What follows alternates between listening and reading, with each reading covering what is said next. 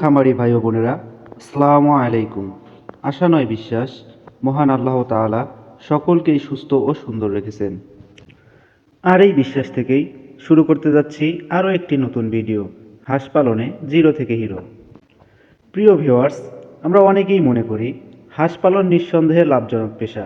কথাটা সত্য, তবে ভুলের কারণে লসের পরিমাণও কম নয়। তাই আজকের ভিডিওতে আমরা জানব কোন ভুলগুলো করার কারণে লাভের পরিবর্তে সর্বস্ব হারিয়ে নিঃস্ব হতে হয়। প্রিয় ভিউয়ার্স, ভিডিওটি না টেনে পুরো ভিডিওটি দেখতে থাকুন মনোযোগ সহকারে। তো চলুন আর কথা না বাড়িয়ে চলে যাই মূল ভিডিওতে। প্রিয় ভিউয়ার্স, আমরা অনেকেই মনে করি হাঁস পালন কী এমন কঠিন ব্যাপার, কিছু বাচ্চা সংগ্রহ করব আর বাড়িতে বেঁচে যাওয়া পচা ও নষ্ট খাবারগুলো খেতে দেব, বিনিময়ে মাংস ও ডিম পাবো। প্রিয় ভিউয়ার্স, বিষয়টা এতটা সহজ নয়। আপনি যদি মনে করেন অনলাইনে কিছু চমকপ্রদ ভিডিও দেখে খামার করলেই আমি অনেক বড় খামারি হয়ে যাব, তাহলে আপনার ধারণা ভুল।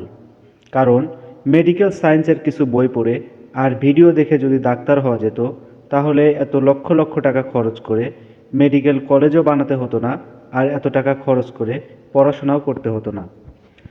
তাই আপনি যদি মনে করেন ভিডিও দেখেই কোনো প্রকার অভিজ্ঞতা ছাড়াই আমি একজন সফল খামারি হব, তাহলে আপনার অবস্থাও পড়াশোনা না করা গ্রাম্য সেই হাতুড়ে ডাক্তারের মতোই হবে। আপনার দ্বারা রোগীর মৃত্যু ছাড়া রোগ মুক্তি সম্ভব নয়। তাই চলুন জেনে নেই, আপনাকে একজন সফল খামারি হতে হলে আপনার কোন কোন বিষয়গুলো অবশ্যই জানা থাকতে হবে এবং কোন কাজগুলো অবশ্যই করতে হবে। প্রিয় ভিউয়ার্স, আপনাকে একজন সফল খামারি হতে হলে অবশ্যই আপনাকে প্রথমে যে কাজগুলো করতে হবে তা হলো, প্রথমে প্রাণী সম্পদ অধিদপ্তরের অধীনে আপনাকে প্রশিক্ষণ নিতে হবে, প্লাস প্রশিক্ষণ শেষে একজন অভিজ্ঞ খামারির সাথে কিছুদিন থেকে প্রশিক্ষণের আলোকে অভিজ্ঞতা অর্জন করতে হবে।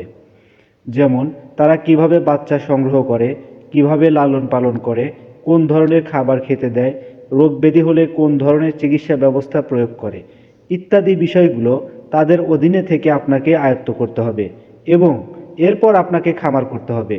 তাহলেই আপনি হবেন একজন সফল খামারি।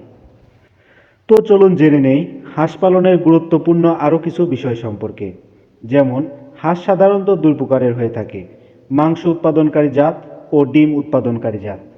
তাই আপনাকে খামার করার আগে অবশ্যই যে বিষয়টি নির্বাচন করে নিতে হবে সেটি হচ্ছে আপনি মাংসের জন্য খামারটা করবেন নাকি ডিমের জন্য। যদি মাংসের জন্য করেন তাহলে মাংস উৎপাদনকারী জাতগুলোর মধ্যে আমাদের দেশে যে হাঁসগুলো জনপ্রিয়তার শীর্ষে রয়েছে সেগুলো হলো পিকেন স্টার 13, বেইজিং, চীনা হাঁস ও রাজহাঁস ইত্যাদি। এবং ডিম উৎপাদনের জন্য খাকি Campbell, জিন্ডিং, Indian runner, black hole, কাকলি, রূপালি ইত্যাদি জাতগুলো রয়েছে, তবে খাকি ক্যাম্বেলকে ডিমের রানী বলা হয়। এরপর আপনাকে জানতে হবে হাঁসের বাচ্চার গ্রেড সম্পর্কে। হাঁসের বাচ্চা সাধারণত তিনটি গ্রেডের হয়ে থাকে, এ গ্রেড, বি গ্রেড ও সি গ্রেড। আপনাকে অবশ্যই এ গ্রেডের বাচ্চাগুলো দিয়ে খামার শুরু করতে হবে। এরপর আপনার জানা থাকতে হবে হাঁসের বাচ্চার ব্রুডিং সম্পর্কে, জানা থাকতে হবে হাঁসের বাচ্চার বাসস্থান সম্পর্কে, হাঁসের বয়স অনুযায়ী সঠিক পুষ্টিগুণ সম্পন্ন খাদ্য ও পানি সরবরাহের সঠিক পদ্ধতি সম্পর্কে, হাঁসের বিভিন্ন রোগ ব্যাধির লক্ষণ ও তার চিকিৎসা পদ্ধতি সম্পর্কে। আর এ সমস্ত বিষয়গুলো মাথায় রেখে খামার করলেই আপনি হতে পারবেন একজন সফল খামারি। তাই শুধু ভিডিও দেখে নয়, চলুন অভিজ্ঞতার আলোকে খামার গড়ে তুলি